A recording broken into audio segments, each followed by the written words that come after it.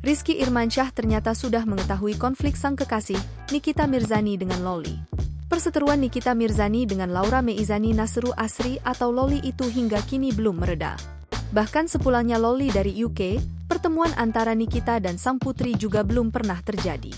Menanggapi kasus tersebut, Rizky Irmansyah mencoba memberi dukungan untuk Nikita. Selalu ada dan menjadi tempat cerita Nikita, sekretaris pribadi atau Sespri Prabowo Subianto ini turut menyayangkan perseteruan tersebut. Menanggapi hal itu, dikatakan Nikita, Rizky disebut selalu menenangkan sang kekasih.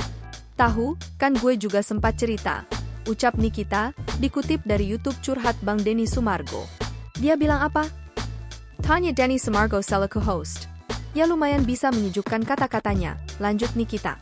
Menyayangkan, Rizky juga dibuat heran dengan sikap dari Loli kepada ibunya. Meski demikian, Rizky akan selalu mendukung apapun pilihan terbaik Nikita untuk saat ini.